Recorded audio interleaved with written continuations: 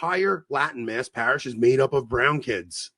Like, they really are. They're part of the community. We don't cast them out because they're not white. Like, half of our show, when we meet the people who watch our show, they're not white. They barely speak English. I'm friends with them. I care about these men. We love our fighting Babylon. Rob. He's the best. We love you, Rob. Rob is amazing. We love you, Anthony. He makes everything better. Yeah, long live Anthony. Out of the building, let's go. Hands where I can see them. Stay right there. I did not see this one beforehand. When I watched it the first time, I was kind of half paying attention to it. And I hear my name, and I'm like, did Taffy make the Asians love me? Oh my gosh, that is too freaking funny. AI slop. It's not AI. Why are you guys saying that? It was totally legit. It might be AI, legit. but it is not slop. That was. Oh my goodness. Man, you forget that Taffy's going to use your own words against you in future episodes. It's a dangerous thing.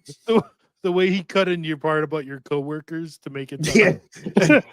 It just said our fans don't speak English. Oh, welcome to the comedy show. Everything's funny these days, isn't it? Everything in the church is funny. Everything's just funny. Is my wife kidding me with that stupid I'm not gonna be able to do it. Never mind. What? She left something on that's making a lot of noise right now. It's very I hear it. You hear it? A little squeaking in the background. All right, why don't you do the wine ad while I go fix that? Okay, you know what? I'm just gonna do Reggies and Cellars. I'll be like 3 seconds. Okay. All right, jump into Reggies and Cellars.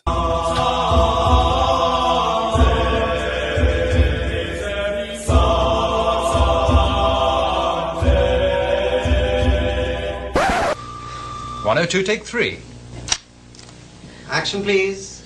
A bottle of recusant Cellars Petit Verdot is one of the few things that can make me stand watching Avoiding Babylon. Use code BASED, that is BASED, at checkout. Okay. Do I have to do any follow-up? Because I just jumped back. No, seriously though, guys, go to requisitesellers.com. They have a Christ the King sale going on through October 31st. You get 20% off.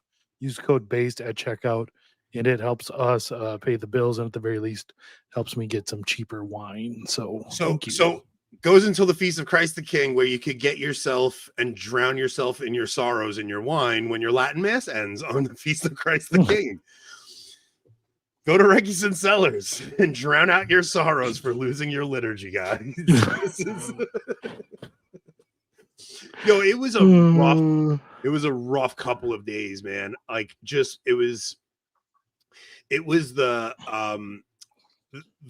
clown show in Chicago with the clown show in Chicago with the was it a bishop or was it a priest? It was a priest. Some Jesuit priest. Okay, so ICE denies a group of Christians' request for entry to Broadview ICE facility to bring communion to the detainees. If nobody saw this video, play the video real quick. What?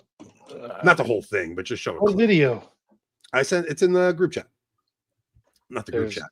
Once again, lots in the chat. But if you scroll up, okay, I think I got it. Scroll up. This is like one of the only videos. The one that's 7 minutes long. Yeah, just play a clip of it so people get because a lot of people aren't on Twitter like we are, and they didn't see this. So this is a priest goes to an ICE detention facility, a Jesuit priest, and puts on a show. No prior notification to the facility. But somehow all the reporters knew about it.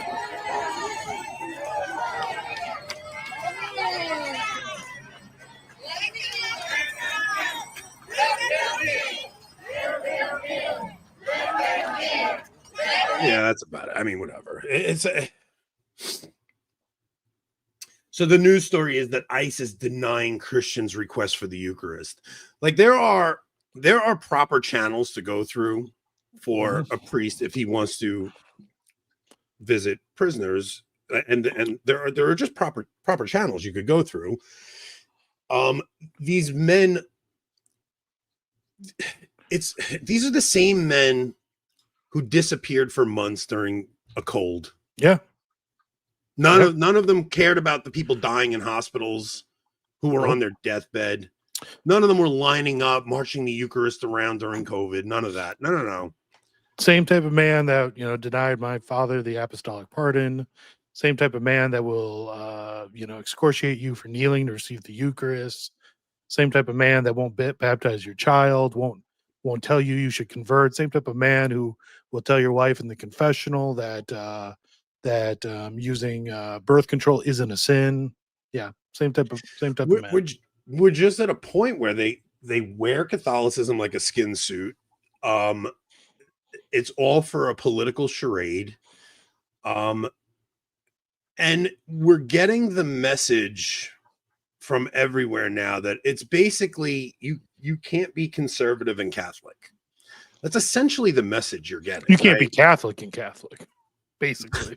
We'll get there. Yeah. We'll get there. But just the political angle of all this, because this all plays into the conversation about Supich and Dick Durbin and the comments Leo made about being pro-life last week. All of this kind of goes together, and it gives these men cover to use the faith as this political tool for leftist infiltration. And it's also freaking aggravating. It's like, the thing is, where we are now is that the message is coming from the highest points that this is the way to go with it. Yeah. Like you had that clip of Leo speaking with Bishop Seats and a couple of other bishops saying the church needs to be more united and combat this stuff, because he watched some emotional video of migrants being raided and stuff. But I mean, we talked about this on the last episode, but it's just this is the farce that they're trying to put forth as the Catholic faith. They're trying to be. We used to goof around and say, like, what was the saying we used? It was like the USCCB is the Democratic Party at prayer or something. I think that's what we used to say, right? Who? I think it was like a common saying, like the USCCB is basically the Democratic Party at prayer. But this is becoming like the whole church, like not, and I don't mean the church, but like the institution. The institution is becoming just the Democratic Party at prayer, and it's just this stuff is just so demoralizing. So it started with that. Ain't nobody watching the kids. Oh no, but we do have to say, please hit like and subscribe. And there's something weird going on with the notification bell, where like if you guys don't press the notification bell, it messes with the algorithm. So YouTube has told some creators that the notification bell, which no one likes and doesn't really work anyways, that even if you're subscribed to a channel, your subscription means more to the algorithm if you click the notification bell. Which I don't think we've ever promoted the notification. No, because I don't ever press it for anyone I follow.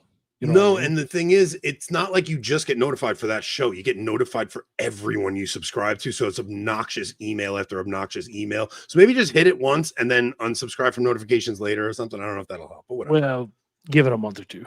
Yeah. Get the views up there first. So so Sunday started off with that charade. And then yesterday was Knoxville comes down with their announcement.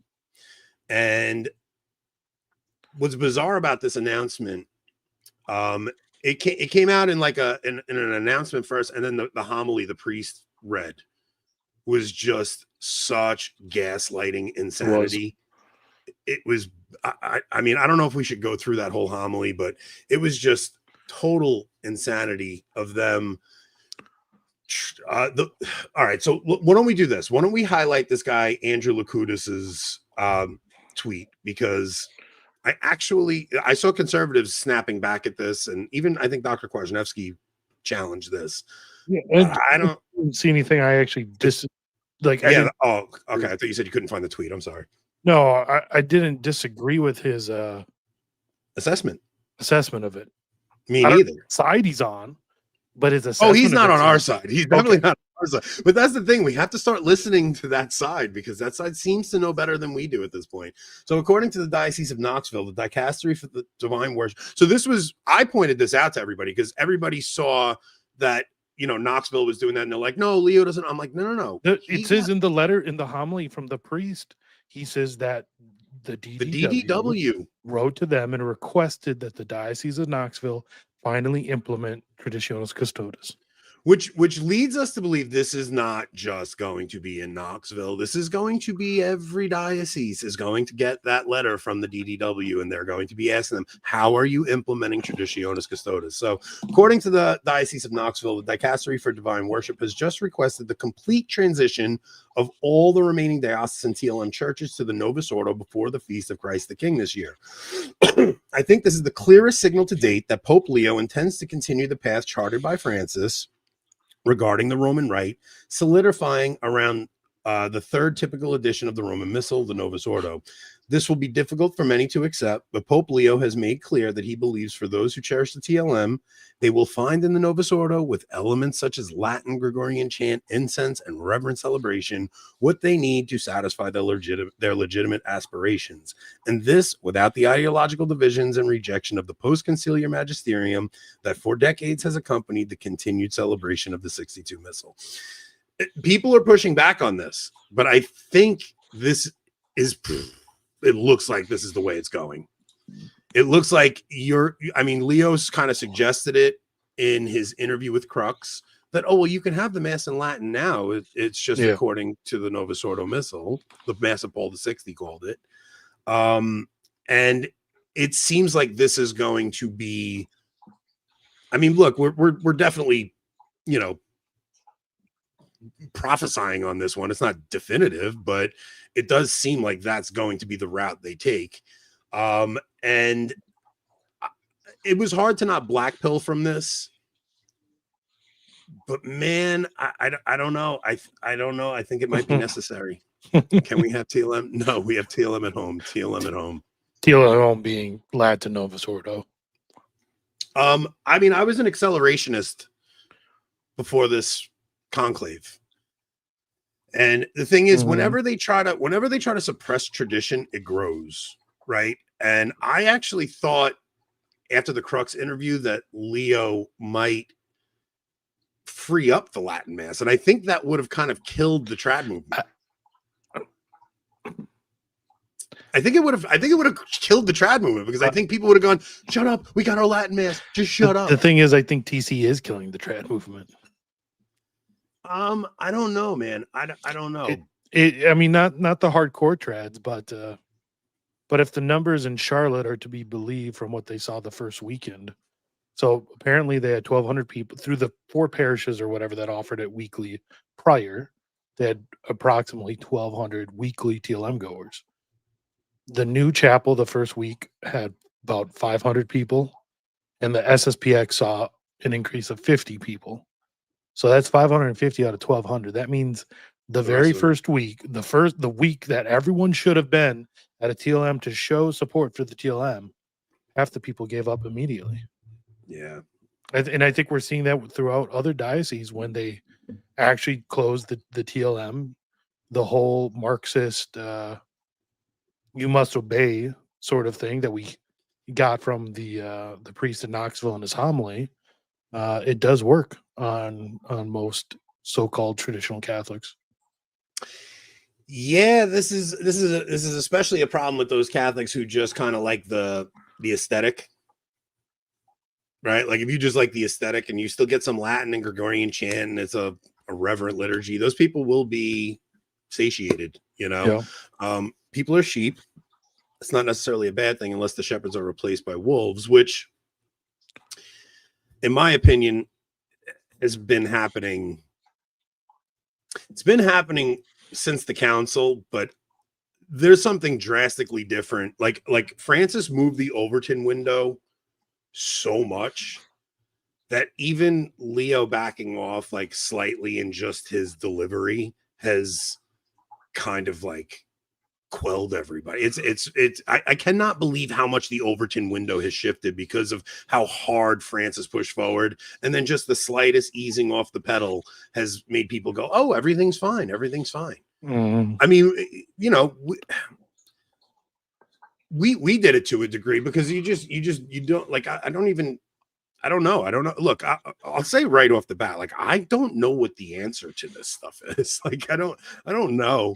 I don't know. So if you guys are like looking to my insights on what I thought, like, I don't know. It's a very confusing time in the church.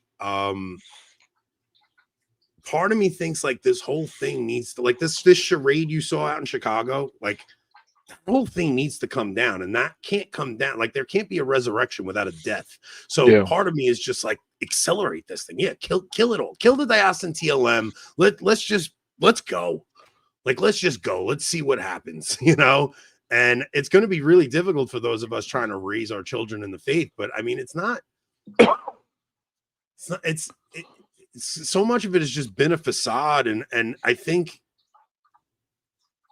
I don't know, man. I don't know the answer to this stuff. I don't know. I'm glad to see Wagner today came out and said he's going to stop pope-splaining. I think that's a good thing. And part of that is probably because of the conversations I've had with him, partially at least. I'm sure he's come to his own conclusions on his own. But the whole idea of pope-splaining and just defending everything the Pope does because you think any kind of comment against something the Pope does is schismatic or something like that. Like, that stuff needs to end, and people need to have a little bit, like, we're talking about families being ripped apart right now. You're talking about people who, like, we've talked about my cousin's parish in Kentucky. Now, that's an FSSP parish, so they're safe.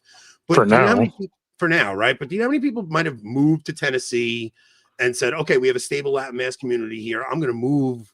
One of my mutuals on Twitter moved from Maine to Knoxville because of the TLM, and now it's gone.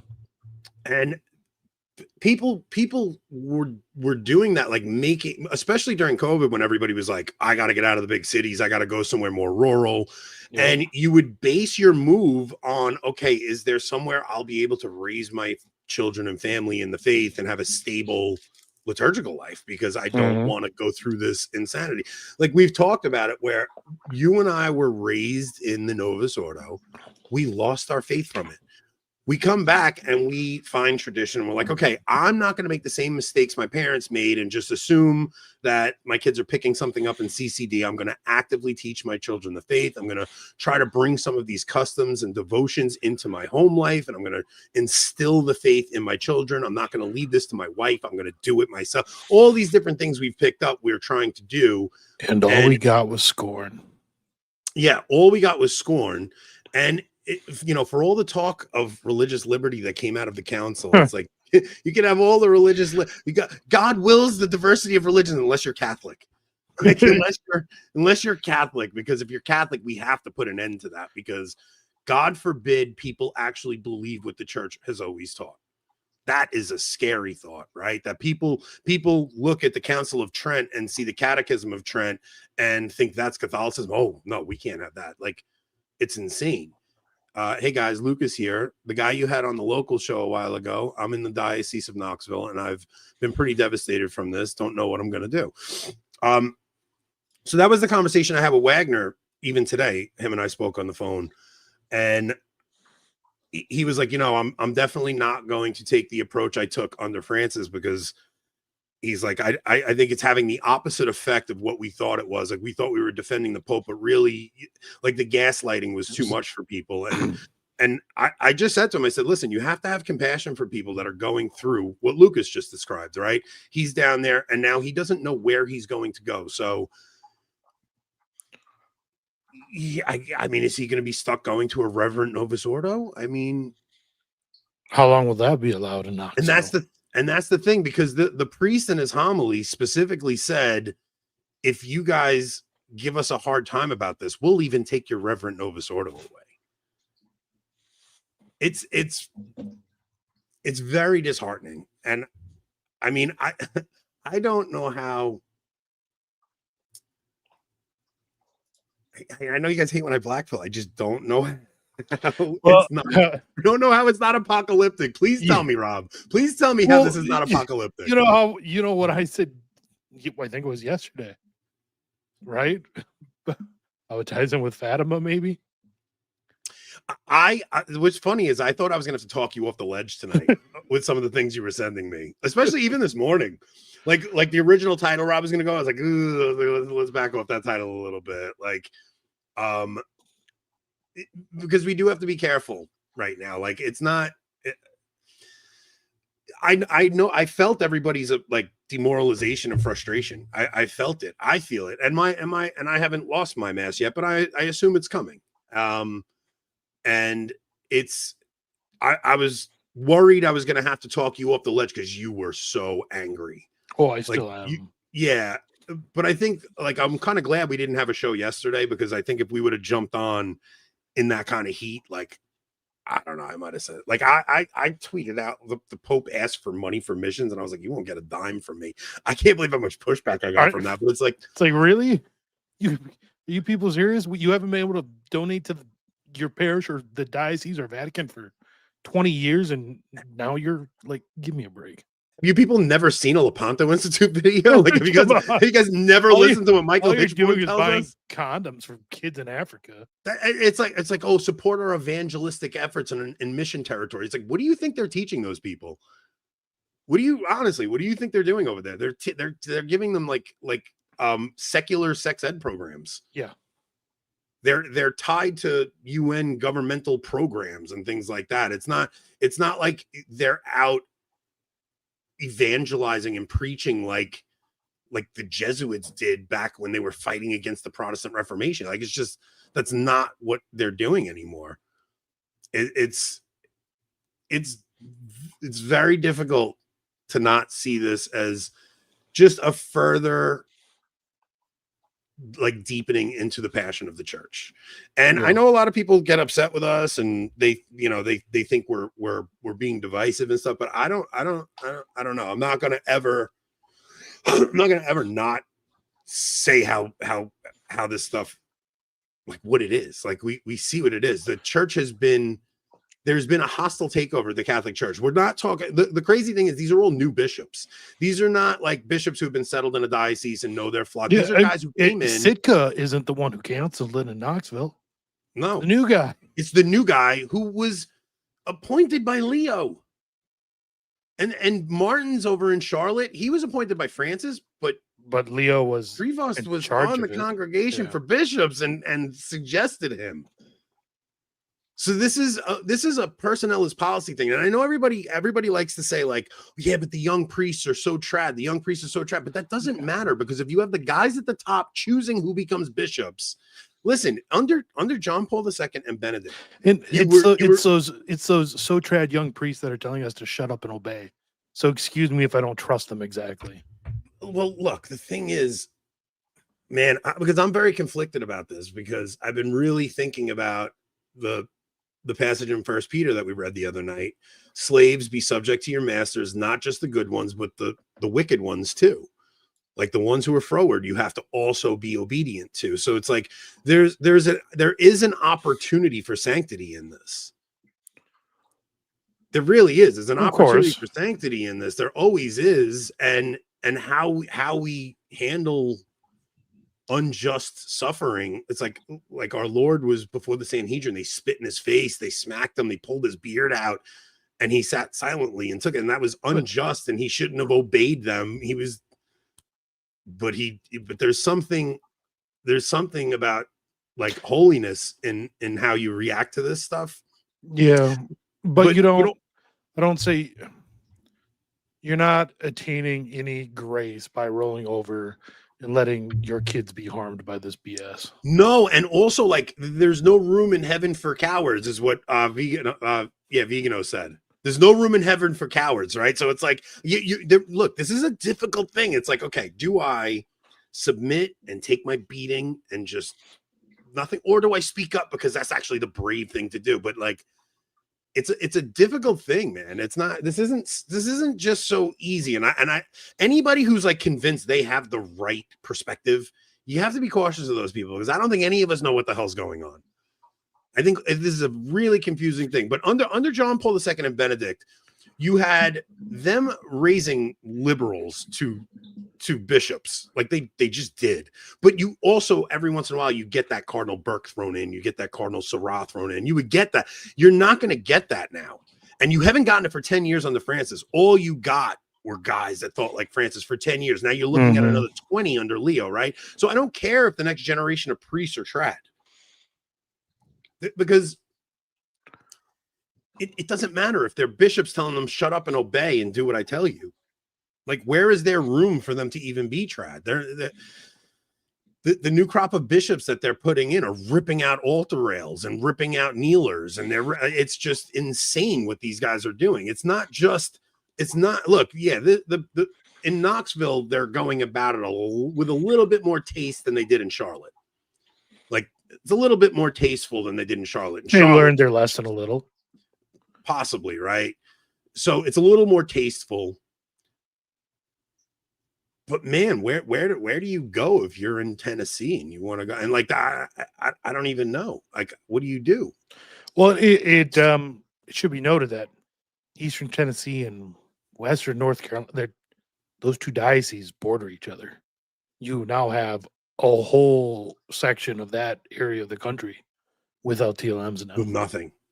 Bring up Cardinal Sarah's interview. I want to talk about Cardinal Sarah's interview because he actually, did I put it in there? I think so. Let me look for it. I think I did. On locals tonight, we got a little bit of gossip tonight too. So we have I talked with Milo. Cameron O'Hearn reached out to us. We got to talk about Cameron O'Hearn. The nerve on him. We got to talk about Cameron. I saw that email. And I was like, Rob texts me, goes, "You're gonna die when you see this." I'm like, "What?" He's like, "You're gonna," and he just texts me, "You're gonna die," and I'm like, "What do you mean I'm gonna die?" Like, what do you? And then he waits like 3 minutes before he sends the thing. I wanted to kill him. So we have that. We got to talk about the leaked messages of the young Republicans, and we got to talk about Mel Gibson replacing. I was really disappointed in that group chat. Me too. It was so tame. Really, guys? That's all you got? Come on. We'll talk about that on the other side because I'm gonna say some stuff. But also, Mel Gibson has replaced Jim Caviezel. Jim Caviezel replaced Jesus. He got a new Jesus. Jim Caviezel will not be in the sequel to the Passion. So we're gonna talk about that too over there. So all right, so bring up Sarah's. I don't think we have to read the whole thing. Bring up I have it. Okay, so you can go down to, so I think that if the Pope tries to see that it's not easy because the question is a matter of faith, how we believe is how we pray. If we don't have faith, where the heck are you here? Go scroll down. Right there. Yeah. So they're just asking him about the traditional liturgy and stuff. And he says, so I think if the Pope tries to see that it's not easy because the question is a matter of faith, how we believe is how we pray. If we don't have faith, we can't take action. If people don't believe, nothing will change. We continue to fight over the liturgy. We continue to bully certain people. Whereas, in fact, when we really look at the Christians who practice today, they are the ones who go to the traditional mass. So why forbid them? On the contrary, we should encourage them. I don't know what the Pope will do, but he is aware of this battle. He is aware of this difficulty. And then they ask him, you had the opportunity to speak with him. And he also talked about Cardinal Burke saying the traditional mass. He said, wait, where's that last line? He said, the Pope is the father of us all. Right here. It's right there. Oh, okay. Wait. Oh, yeah. Which will take place, but everyone must be given a space. The Pope is the father of everyone, of each one of us. He is the father of the traditionalists. He is the father of the progressives, the father of everyone. He cannot ignore his children. Everyone has their own character, their own sensibilities. Everyone must be taken into account. I think he will try to act in this way. He's basically asking, why are they doing this to when you look at the situation, you see the people who actually take the faith seriously, the people who do believe and who actually care about the faith, they're the ones going to the traditional liturgy. why are they doing this? Like, I asked that question 2 weeks ago or a week ago. And so I was like, what is the real motivation behind the men doing this? And it's interesting that, like, Cardinal Sarah today posted a picture of Pope Leo. And I think his approach is to love the Holy Father into submission or something. I don't know, because I'm trying to figure out, like, how do you love the men who are doing this to you without becoming without having what is that syndrome? Stockholm syndrome, right? Like, there's a difference in choosing I'd honestly be more worried about catching AIDS from these guys, but choosing to love your enemy is not the same as Stockholm syndrome. Like, Stockholm syndrome is like you're tricked into thinking the person has your best interest and you love that person. Like, that's not what we're talking about here. It's like, I don't know, man. There's got to be something like a I don't know. It's difficult to love your enemies in this situation. I mean, because you don't can't have help to it. like them to love them. But I don't know how to not see these men as our enemies. Like, they are enemies of the faith. When they that do doesn't things mean like this, you can't still love them. You know what I mean? Like,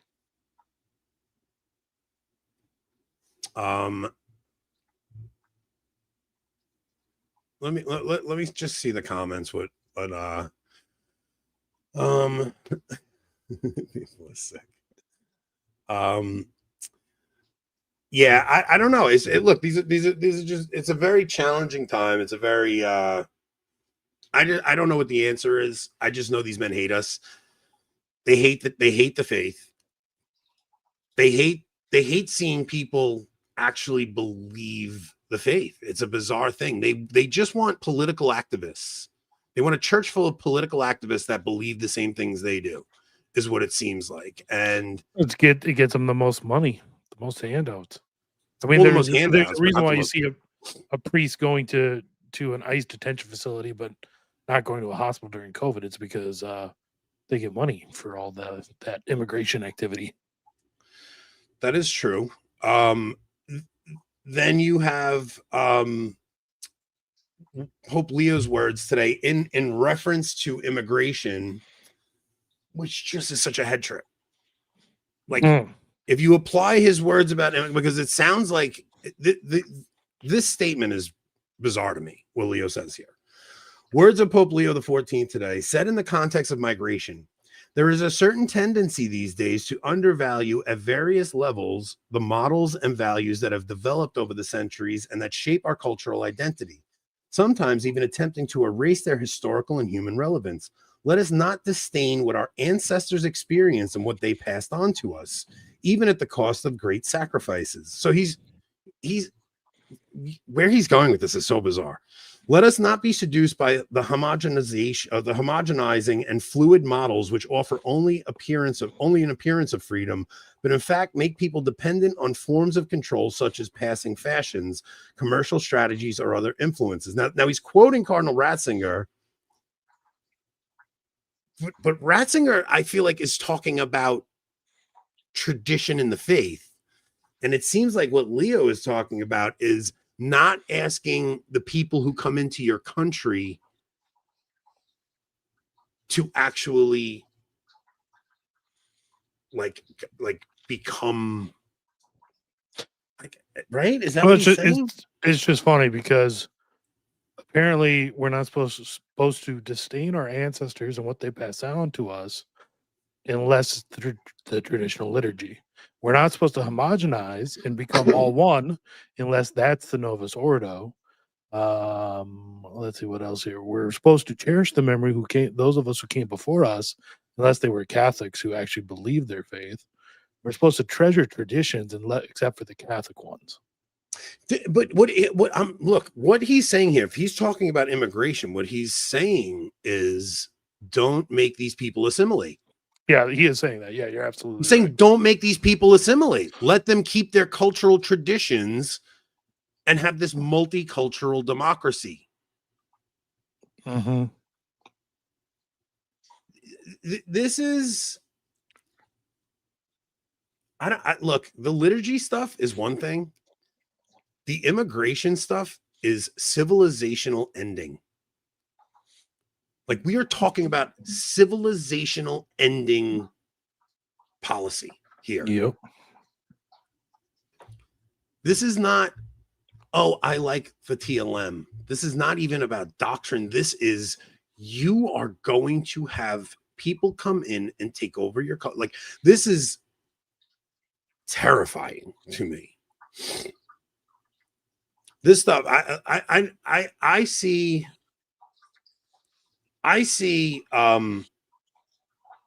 like immigration of letting people come into your culture on the same level as letting heresy into the church.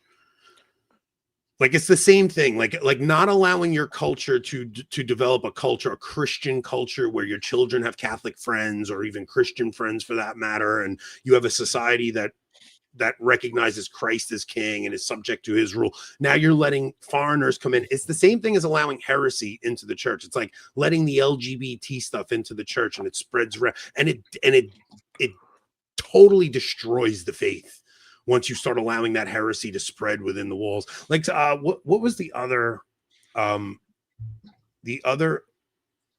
post I had that somebody said about the Novus Ordo? Man, did I not put it in here? Oh, shoot, I didn't put it in here. Somebody was talking about how, I have to find this because this is important. What this person Which said. one? Somebody, when I was talking about the Novus Ordo, I said the whole point of the Novus Ordo is to get you to dull your Catholic sensibilities. Yeah, it was your quote tweet of John Monaco. I'm pretty sure. Yeah, I want to actually. I'm sorry, guys. I know this is tedious. I have it right here. Let me pull it up. So I want to read his first and then my response to it. So, okay, let's read his first. Hit John Monaco's first.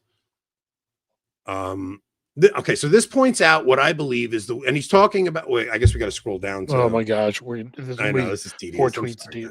Okay, so when do we start shutting down Novus Ordo masses because some vocal attendees have called for gay marriage or female ordination? And he said, this points out what I believe is the weakest flaw in the anti-TLM crowd. They justify the suppression of the Latin Mass by pointing out how some TLM attendees have schismatic or anti-Vatican II attitudes. But based on that logic, we should take away the Novus Ordo because a vast majority of its attendees use contraception, support gay marriage, and is the mass that promotes proponents of female ordination attend.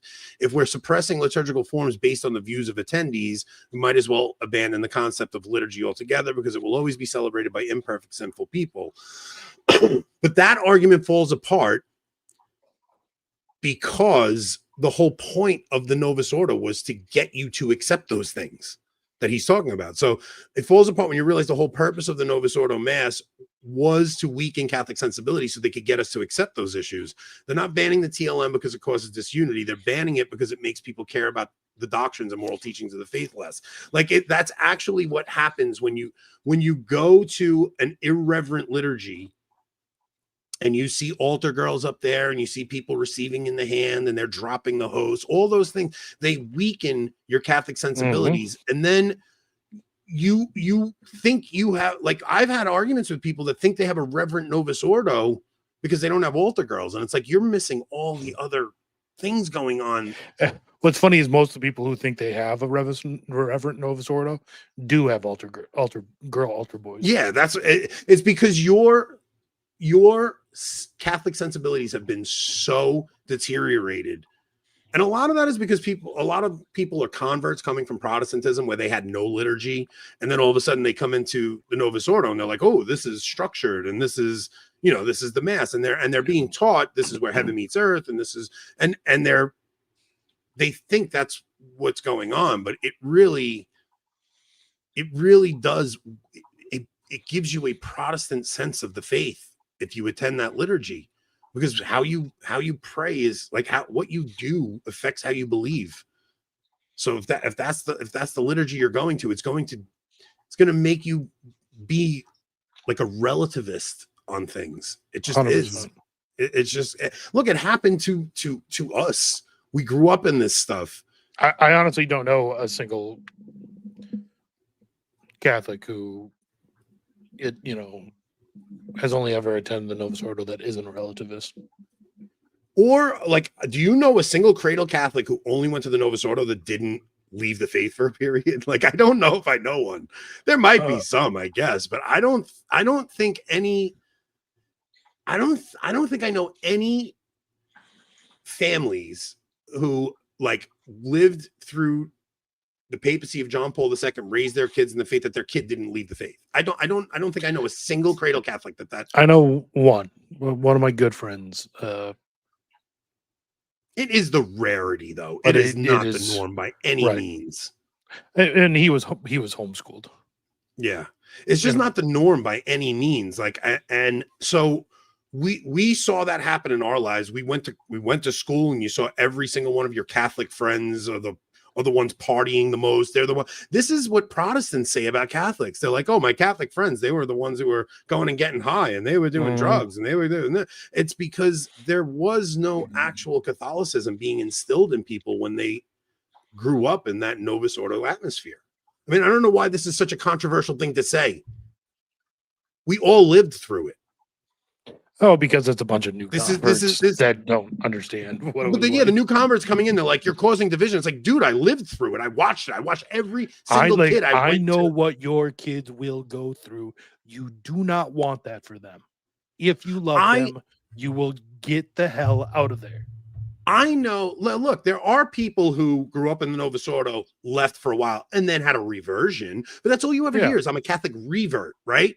You don't hear stories of people. Oh, I grew up in the Novus Ordo, and I was just a faithful Catholic. And then it is a faith destroying culture.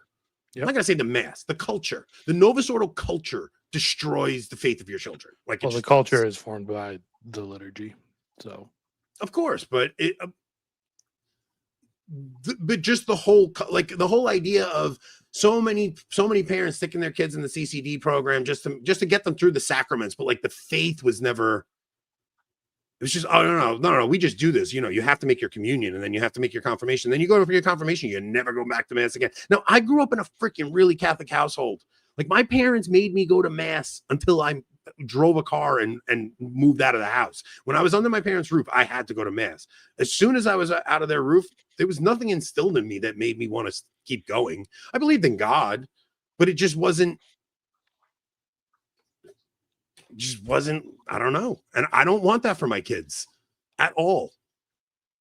So I'm trying to do something different with my kids, and I'm trying to bring them into a culture of way more Catholic culture. Like the priest in that homily was like, some people prefer Catholic identity to Catholic essence, and Catholic essence is unity with the Pope and bishops. It's like, Catholic identity is extremely important. Extremely important. What's funny is it is the Novus Ordo that only gives you a Catholic identity and doesn't actually provide you the essence of the Catholic faith. So for someone to use that as a reason to go to the Novus Ordo is really like the height of idiocy. It's just like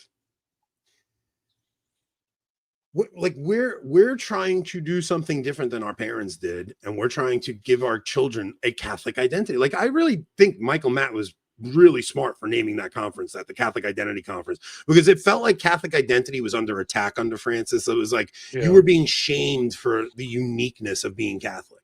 Like, all those unique things we do as Catholics, like the weird stuff. Like, I want to be weird. I don't want to be like any other Christian denomination. I want to be very unique in what we do. And that starts with the way we worship. That way we worship has to be really unique compared to what everybody else does. And when you take that away, you make Catholics think they're just you just happen to be, you're an American, you just happen to be Catholic, instead of you're Catholic who happens to be American. Like, your Catholic identity should be first and foremost, and then you're American. We have it totally backwards. Taffy, don't worry, Anthony, you're very unique. All right, guys, I get it. I'm unique. I'm weird. No, because I keep getting everybody telling me how divisive I am, and I don't think I'm divisive. I think I'm like saying what a ton of people What do think they want? Do they want us to be in unity with all the bullshit going on? that's I'm what not I going to wonder. be. It's well, the thing is, the people defending this stuff, it's like especially because a lot of them are defending pre-conciliar Catholicism. Like they come into the church and they convert because they see the historical case for Catholicism, and they're like, oh, the church is this, and they have a pre-conciliar understanding of what Catholicism is. And then they come in and they're like, and they're seeing all this stuff happen, and they're seeing it coming from the top of them basically pushing liberal ideology, and especially with this insane open borders stuff, which is I think this is I cannot emphasize enough how bad this is for civilization. Like this is they are setting us up. I'm just telling you guys, they are setting us up to divide and conquer. That is what is happening. They are making it, they are purposely doing this. This is not about love for the immigrant. None of it. And I'm not going to pretend that's what it is. This is not about loving the poor and the immigrants. This is about dividing your nation so you do not know who you can stand together with, and then them gutting us from the inside out. And they are going to divide and conquer our nations. The entire West is going through this right now. We are not going to be able to defend ourselves. And man, I was listening to Daryl Cooper's introduction to his series on World War II, right?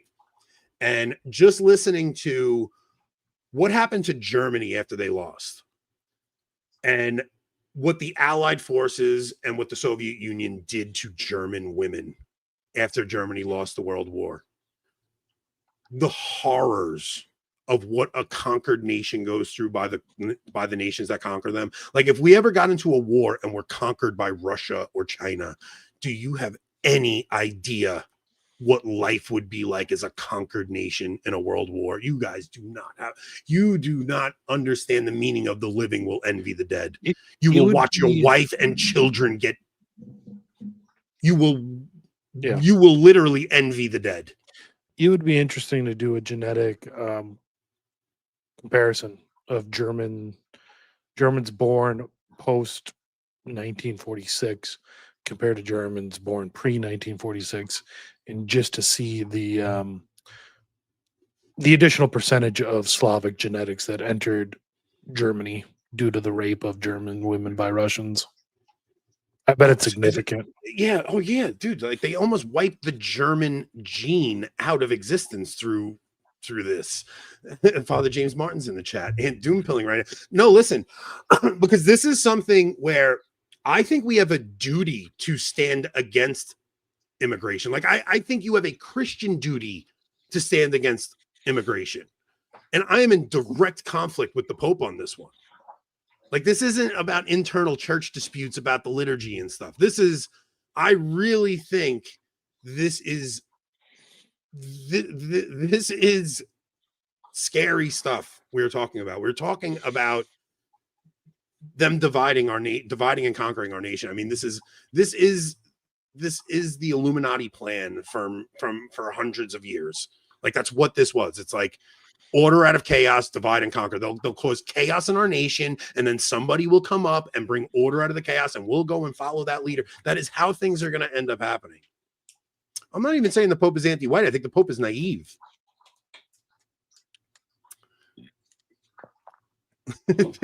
Fred, James Martin, please unblock me. We always have celebrities in our chat, guys. I don't know if you guys know. There's a lot of celebrities watch our show. It is interesting. You never do know who's watching our show, because the funny thing is, like we're kind of like the show talking about this stuff now, right? Like you still have last one standing. Like some of the last one standing. It's just kind of how things worked out. So like even when I don't want to talk about this stuff, sometimes I kind of feel like we have a duty to talk about it, because I don't know. Metatomus says TLMers are being chastised because God loves them more. I mean that you might be right. I mean that's honestly the logic of the saints, right? Like God. That's the logic of the Jews, anyways.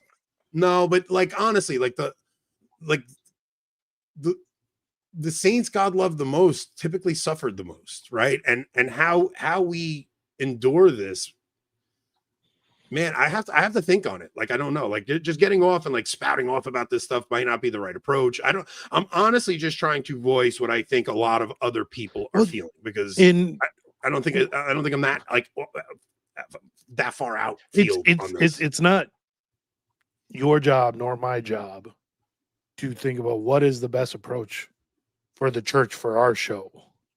No, Yeah. our show has always just been you and I coming on here and just talking about stuff happening in the world. Yeah, but like there is a degree to which, like, the bigger your show gets, the more of a responsibility you have. Okay, right? I'm not saying we should ever come and do something inherently, immoral. No, but I'm just saying, like, we should be careful about some of the things we say, I guess. But it's I don't think it's that far out field what we're saying. Like, I think anybody with common sense thinks what we think, and I think the people who would say we're crazy or we're being schismatic, I feel like you guys aren't actually looking at reality. And I'm not going to say a man in a dress is a woman, and I'm not going to say up is down, and I'm not going to say immigration is a good thing. I'm just not going to do it. And I'm not going to say the Novus Ordo is Catholic. I'm not.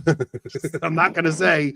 I'm not going to say the Latin Mass is or the Novus Ordo is just as good as the. It's just not. No. Like I am not somebody who thinks that they're like there's no salvation outside the Latin Mass. I'm not. I think the Novus Ordo is a valid Mass. I'm not. It's none of that. It's I know what happened to me in that culture, and I don't want that culture for my children. So if they do take it away, it's going to be about. Honestly, though, like so, Metatomus is more on the Pope's planar side of things, right? But he has compassion for people going through this, and that's what I'm hoping Wagner's video brings to people. It's like don't like rejoice in people losing their home, their families, because this is what you're dealing with here is people in communities who have formed bonds. Their children have friends that they know the parents are raising their kids the same way. Because you go to a Novus Ordo parish, like a typical Novus Ordo parish, half the people going are just going for because their parents were Catholic and they just they have to go through it to go through the sacraments. Then you have half of them are freaking support abortion, and there's so much disunity in a Novus Ordo parish that it's hard to find other families who believe like you do. It's not the norm. Where when you go to a traditional parish, nearly every other parent thinks the way you do, and you're trying your best to raise your children in the same culture so you can let your kids be friends with the other kids at the parish, and you form these bonds and give your children an opportunity to grow up around other Catholic families. There's homeschooling communities around them. There's all these different things that build culture. And when you break up a thing like that, you're ripping families apart. You're ripping apart some families' only chance to instill the faith to the next generation. It is freaking evil and insidious. I do not care. I'm not going to sit here and tell people to just take it. Like, no, this is vile what they are doing. Evil, like evil what they are doing. Yep. So, all right, we're gonna leave that here. We got to go over to locals. We have some inside baseball for locals. As Molly would say, we're gonna spill the tea over on locals. But what? Oh, Cameron, and I talked to Milo. So I gotta find out what the group is gonna disown us if we talk to Milo, because I want to interview Milo. I think I will get a phenomenal Milo interview. So I know a lot of you groypers hate Milo, but I don't know what to tell you guys. At the very least, we will make it funny one way or another. Whether it's successful or an absolute failure, you will laugh. I'm interested to see like the behind the scenes of what happened with him and Nick. I'd like to hear that story. But also like I've kind of followed Milo since 2015. I watched him on Gavin McInnes's show, and so I'm very interested to get his. I want to hear his story, man. I want to hear what made him come to the faith. I want to hear him talk about what made him want to stop practicing the gay lifestyle. lot of things. So we'll talk about my conversation with Milo on the other side, because he and I did speak, and we'll talk about Cameron. This Cameron, he's got some nerve. He's got some nerve, Cameron. This kid. He will be on, Cameron. Cameron will be on November 6th. And we're going to have fun with that interview, because we're going to tease him a bit. So, all right, guys, if you guys are not members already, join us over on Locals. That's where we have more fun. So I apologize for ranting tonight. Usually you guys like my rants. I don't know. It was a frustrating week. Thursday, Aaron Gorn. Good. Thursday, Aaron Gorn. Aaron Gorn is a Protestant pastor who became Catholic and took 17 people along for the journey. And he used to be very anti-Catholic. Knew Keith Nestor back in Keith's Protestant days and tried to convince him not to convert. And now now he's becoming Catholic. This is what's really interesting about this is Aaron found us through Keith. Aaron watches a lot of our shows. Like Aaron's been, since he's been Protestant, has been watching our show, and he's just been hanging in the chat and like hinting around that like Catholicism seems more and more appealing to him, you know. And then finally he came into the church this past Easter, taking 17 people with him. Now, a couple of weeks ago, Keith Nestor had this young 18-year-old kid, Dominic, call into his show, and the kid lives on Long Island. So Keith, after the show, Keith said, "Hey, I'm going to hook you up with my friend Anthony and see if we can get you to a Latin Mass." Well, Keith just said, "I'm going to hook you up with a couple of Catholics on Long Island." So the kid had gone to a Novus Ordo, like a beautiful Novus Ordo church, like a really beautiful parish. And the kid was very attracted to the beauty of the faith. So Keith puts me in touch with him. I take the kid to St. Rocco's, a Latin Mass, and he brings his Protestant pastor dad with him. So I meet him. I said his dad was probably like, "I'm not letting you. What do you mean you're going to Mass with some guy? Like, what do you know, like, what do you mean you're going to Mass with some guy?" So I met his dad after Mass. We had a good conversation. And Dominic just texted me yesterday, actually. And he asked me if he could come to Mass with me again. And he said, let's see. What did he say here? Okay. He said, "By the way, I love your show. I've been watching it a lot. All the Catholic guys I watch always end up on there." I said, "Really? Who do you watch?" He said, "I'm a big Wagner fan. Also, I know he's Orthodox, but Jay Dyer." So he's seen Wagner on our show. He's seen Jay Dyer. He watches Dyer and Wagner. So what happened was the reason he even got introduced to some of this stuff is he had a Greek Orthodox friend who was trying to get him to go to Orthodoxy, and he winds up looking into Catholicism. Now the kid's coming to Latin Mass with me. Like that, for all you people who think we're so divisive, like there's just people with different temperaments and different ways of looking at things, and we're all Catholic. Everybody just chill out. We all have different roles in this thing. Plus, I'm way more divisive than Anthony. Way more. Keith Nestor's like the evangelist, and he just wants to bring people to the church. Wagner's the Thomist, and he's trying to get into the intricacies of scholasticism. We're just like, I don't know. We just fire off at the hip and whatever the hell's on our mind, and we talk about it. We all have our different roles. It doesn't mean we're at like there's any enmity between the different groups. We're all Catholic. We got to figure out how to make this thing work. We got to come up with a way to unite our front and push back on some of this insanity. And I don't know what the right approach is still. I keep talking about that. I don't know. I'm trying to work this out along with you guys. Don't take the words of a New York construction worker as infallible. That's all I'll tell you. Like, I don't know what to do sometimes. So this is why I tell Zoomers who hate on Ant to shut up. They pearl clutch and don't know how to talk to people. So true. Well, yeah, because I think some people are very repelled by some of the things I say, and I think some people just need to hear. Like, we're all just different, man. It's just everybody's got their. Now you're sounding like a relativist. Ecumenical dialogue. I'm for ecumenical dialogue within the different Catholic tribes. I am. Hold on. This is perfect.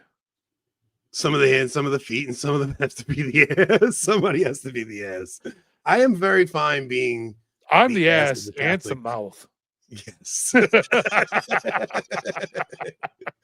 right, we're going over to locals, guys. Come join us. It's more fun over there. If you have fun on this side, I promise you guys will like the other side. Take us out, Rob. I snap my fingers. You forget that you were ever gay. I was never gay. Exactly. Wait, no, stop. Yes. No, stop. You can't. I was never gay. Okay. No, I was never gay. Sure. You can't just state something and snap your fingers and then be like, I was never gay. If you say so.